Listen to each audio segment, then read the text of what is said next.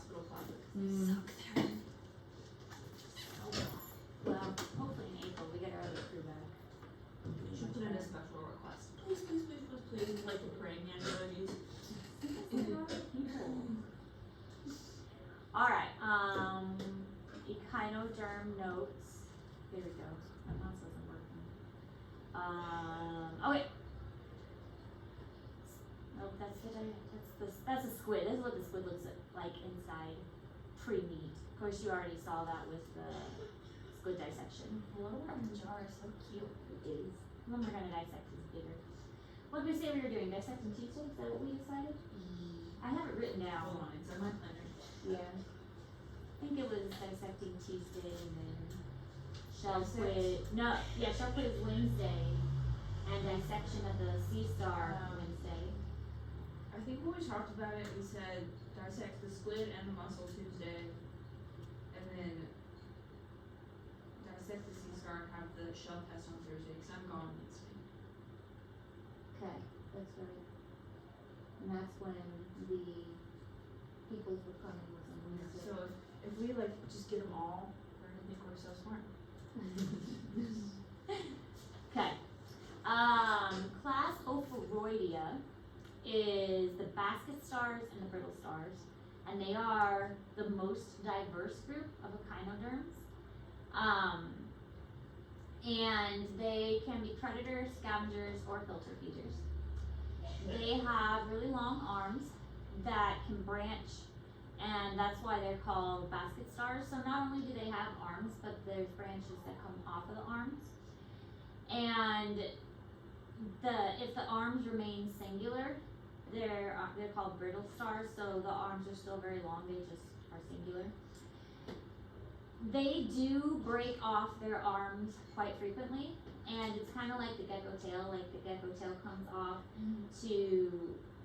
as a defense mechanism. Well, their arms come off as a defense mechanism as well. It's called autonomy. Now, obviously, our poor Mori, his tail is not going to grow back. With the brittle stars, their arms do grow back. And again, it's like their arm breaks off so that they can run off and survive. But, I mean, it's not their first choice because nobody likes to lose a part of their body. Sorry, Maureen. Yeah. But it's still better than them dying altogether. I mean, obviously, Mort wasn't going to die, but, you know. He felt threatened at that time. Dioecious. Dioecious, as we mentioned before, means two separate sexes, male and female.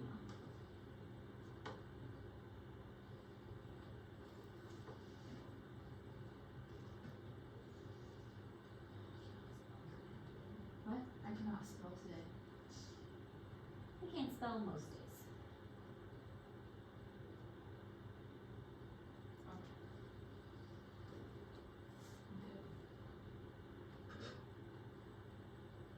This is what a basket star looks like.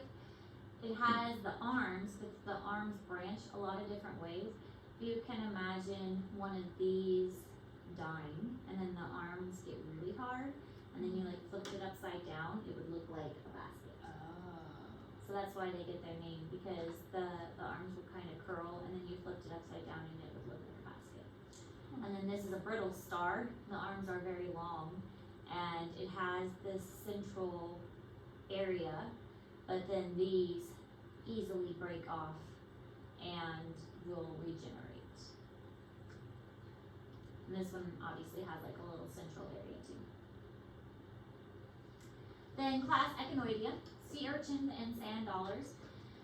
Sand dollars live closely together, which is really good for their reproduction. They also really bury themselves in the sand, which is why they call it sand dollars.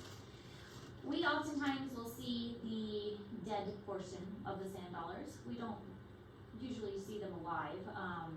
Did you see the sand dollar we had over there? Yeah, I've seen a picture of a live one. And Yeah. It was really big. Yeah, I've got a picture of a live one. But most of the time at stores and stuff, we'll have the dead sand dollar, which is white and kind of bone-like. Sea urchins can move their spines that are placed in sockets, so you can imagine like a ball and socket, and their spines move within that socket joint. spines can be hollow, like needles, and a lot of them contain a dangerous venom that can be quite toxic to people. So if a person steps on the spine of a sea urchin, it can be quite painful and dangerous to them. So don't step on a sea urchin, but there's a lot of people who live along the coastline that will make these pronged kind of spears and go out and catch the sea urchins with these pronged spears, and then apparently sea urchins are good eating if you have the ability to catch them without getting hooked. And is that, are they like, kind of like oysters where they like cut it in half? Mm-hmm. Yeah. But again, I'm not an adventurous eater, so not for me. I'm picky with my meats. Sometimes I just can't.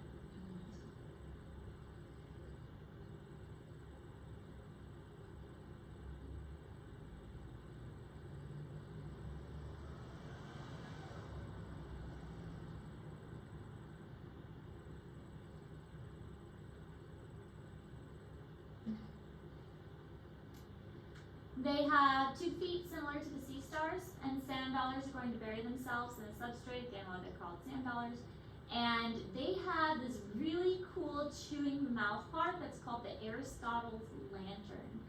And this is used to cut food into small pieces, and very similar to our teeth, but I mean, used like our teeth, but not really looking like our teeth. The Aristotle's lantern is kind of like chewy teeth.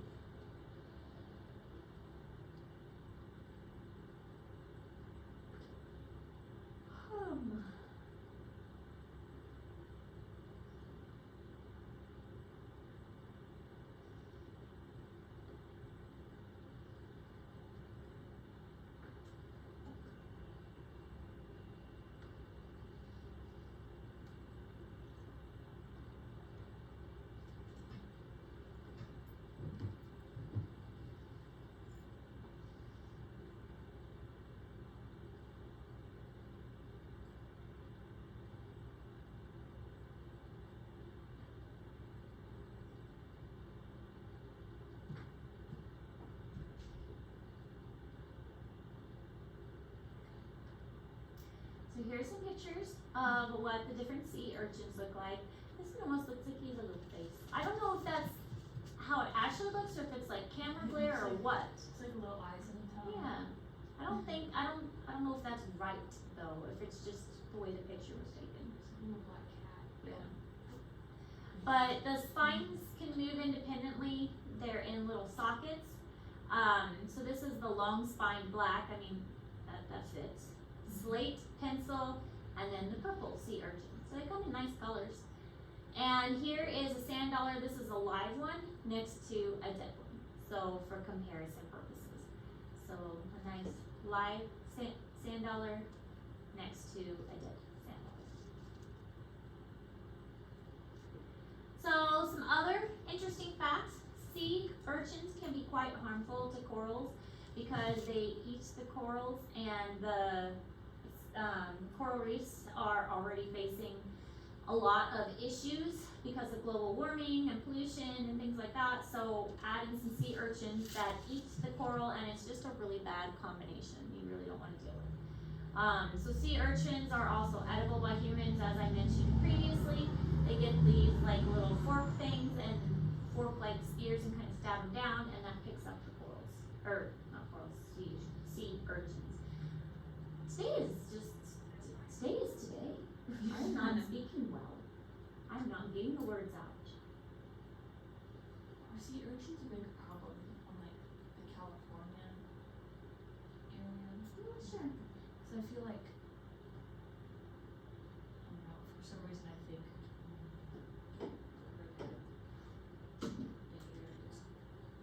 That is a good thing to look at. are sea urchins.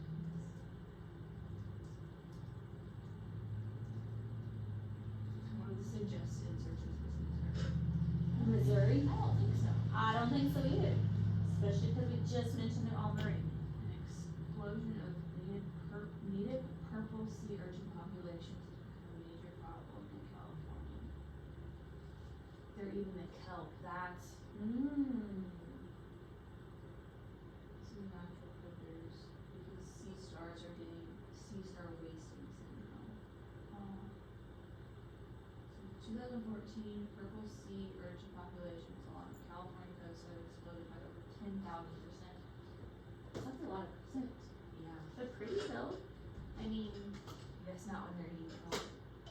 true, but they're pretty. I wonder what it'd look like to see that many under the water. It make the water look purple. Or like really dark. Yeah. I mean, still bad, but yeah. Oh, I think these guys are interesting, and oh, I've got some videos to show you. Class Holothroidia, the sea cucumbers. They don't have any arms, and they lay on their side, which usually gets flattened and turns into their stomach or ventral side. They do have those little ossicles that make the hard part of the sea star. They're dioecious and they have external fertilization, and their body is really thick. Some people will make like soup or stuff out of them because they're an excellent source of protein because they are just so thick and muscular. They are so weird. Have you heard about sea cucumbers? Yeah. They have like, they look like sea pickles when they're in like the chemicals. They just look kind of gross. No, wait. Wait till you see my videos I'm gonna show Do you. they like hop around? Or like get washed around? Not really. You're gonna love the videos. These are another one of those that it's just, they're so weirdly fascinating. One of those weird animals I just love sharing with everyone. I think that's one of the, I mean, I know I've said this before, it's like the animal kingdom is just so filled with so many odd animals. And I just love sharing the oddness, the weird ones out there. It's like, you're just weird. You're just a weird animal and you're cool, and more people need to know about you. More people need to know about your oddness.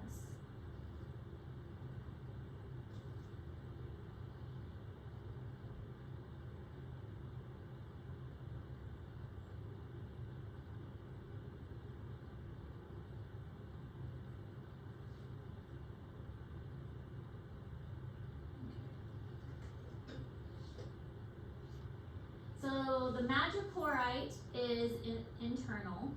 They still have 2 feet, but some are modified and they're not used for moving. They capture food using tentacles that are covered in mucus, and their backside, their anus, has like these respiratory trees that they use for breathing. So they basically breathe out of their backside. Oh, I have heard that.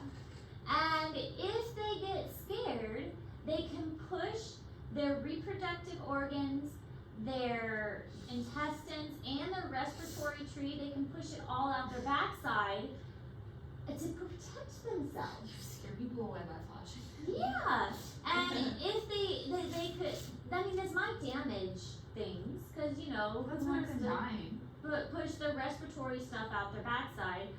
But they can regenerate it, so it's fine, you know, if it gets damaged. If you damage your lungs, no big deal, because you just regenerate it if you're a sea cucumber. So, you know, it's all good. Something's trying to eat me, this fish is trying to devour me, but no biggie. I'm just gonna, you know, push my lungs and my reproductive organs out, scare them away, and, you know, if that gets broken, we'll just regenerate it. Doesn't seem to work for people. Does not. You get put on a list. You get put on a list, yes. But it works if you're a sea cucumber.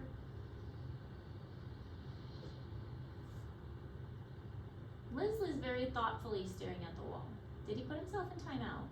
He means it too. He does mean it. He's very intense. Studying the outlet. Planning an escape. I don't know, it might be.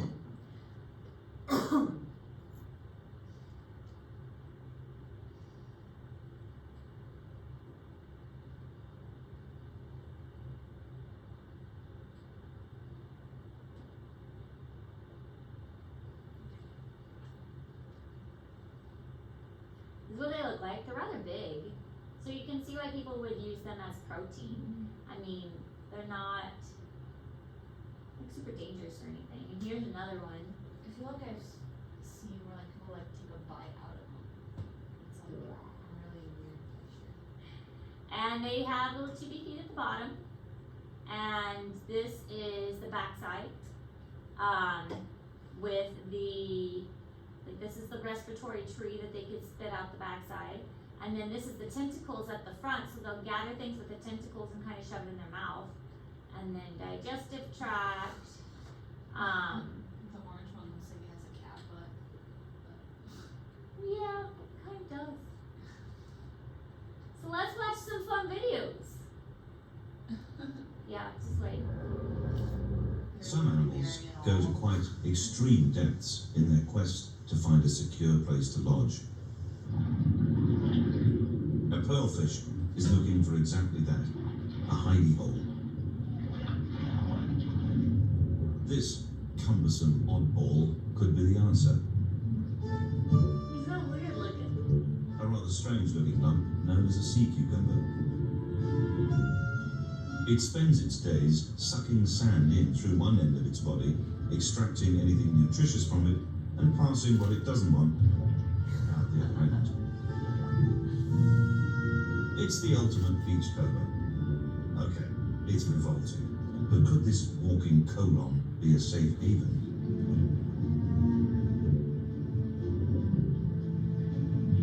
It seems it could, and strangely, it prefers the back door to the front. Yeah. The fish lives in his Any point in bottom. the storm? The pearlfish lives in his bottom. But the pearlfish is in fact very clever. Sea cucumbers are repulsive to most predators, meaning the crafty lodger is safe inside. In fact, it is such a comfortable pad that after settling in, it is happy to share its home with friends and family. Wasn't that terrible? I feel like I should keep my mouth shut. This is on video. Can you imagine if Aaron was in here with me? Aaron went through this class. What? Aaron took anatomy or zoology. I'm glad we were in here together. I don't know if we would have been able to see this. So, it's a mutualistic relationship. I don't know if the cucumber actually gets any benefit from having the pearlfish, but the pearlfish obviously receives a benefit. It doesn't hurt the cucumber any to have his guest, I guess is one way to put it, to have his guest there. But yes, so the cucumber has this particular fish that hangs out with him. So here is another video about it's not quite the same.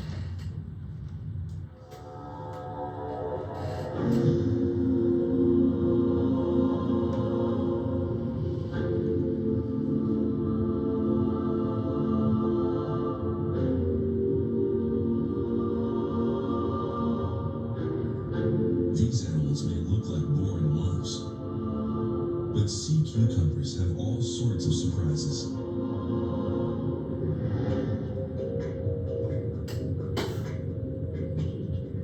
This hairy sea cucumber takes several hours to burrow into the sand. Its body now safely hidden, it's time to eat.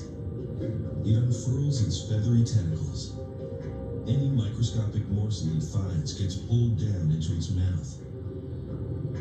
A miniature forest of cukes filter the water clean of organic debris. But at the first sign of trouble, the forest vanishes to feed another time. It knows no fear, possibly because it has no brain. Instead, a nerve ring around its mouth tells it when to move, when to fight, and when to eat.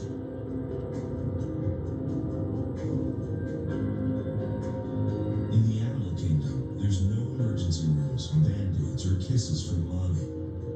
Fighting takes guts. For this cuke, that's no metaphor. A fish nips at its backside, the wrong side.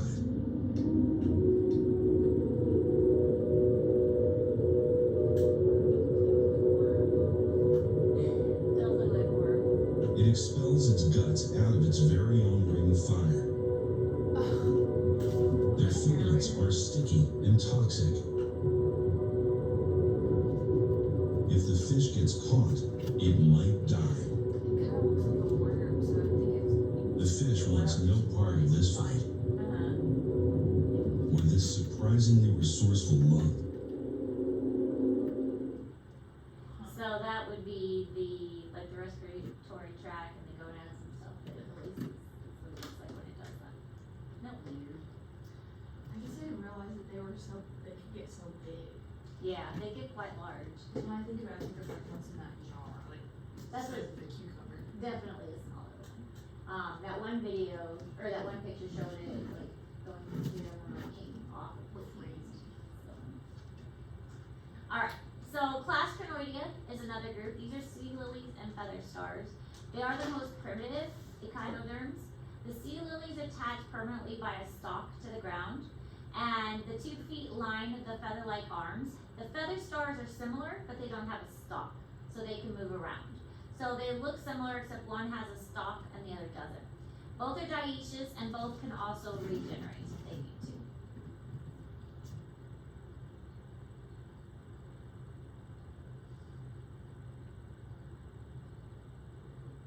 Isn't that this our state also?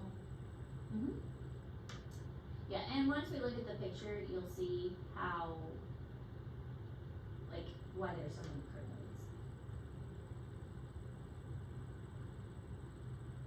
How they're formed.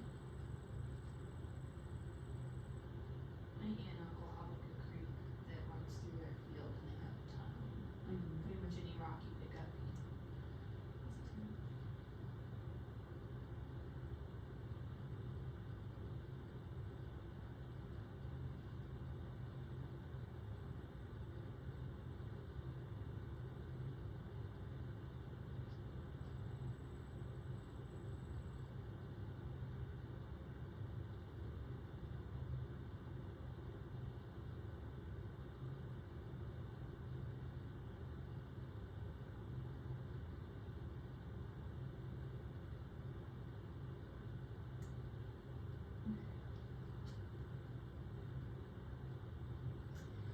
So this is the sea lily. This stalk is where most of the crinoids come from. When this breaks down, each of these are those little tiny, like, donut kind of rings. There are crinoid fossils in the feathery part too, but a lot of the feathery part decomposes. But these stalks, this is where a lot of the crinoids come from. And sometimes the crinoid fossils are still joined. So it makes like a little chain of these. So a lot of that is the fossils. Here's the feather star, and they're a little more free floating, and that kind of, you know, it's like this part without the stalk. Here's another feather star, and here is a fossilized one, and the stalk can be quite long, especially if that gets broken up, so we'd have a lot of crinoids. Alright, so class Concentricloidea are the sea daisies. There's only 3 species in this group, so it's a much smaller group, and it was only recently discovered in ocean dirt. So they're really small, only about 1 centimeter, and that's why they were so recently discovered, is just because nobody really paid attention to the ocean dirt and the small little critters that lived in it. So about 1 centimeter with no arms, and because they're so tiny, they don't really need to eat anything. They just absorb the things around it from the ocean floor. They think that they hold their young inside, but they're not really sure how fertilization occurs, so they could be wrong about how they hold things inside too.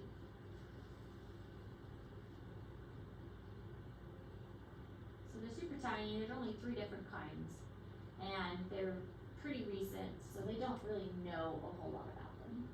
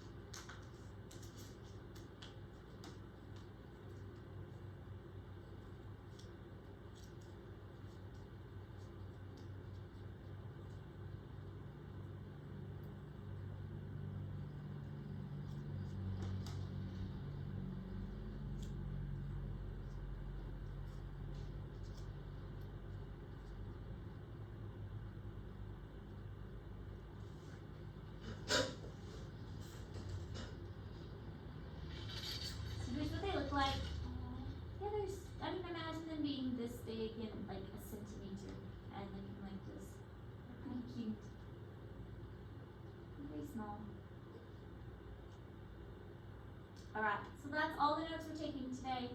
How are your assignments coming along I have the muscle and the squid done, and with Nancy's stuff? I have all like the writing questions done, just like Josie probably already has hers done. She's like a little speedy man. I don't know how she gets them done so fast. I put stuff off. I do too. Don't feel bad.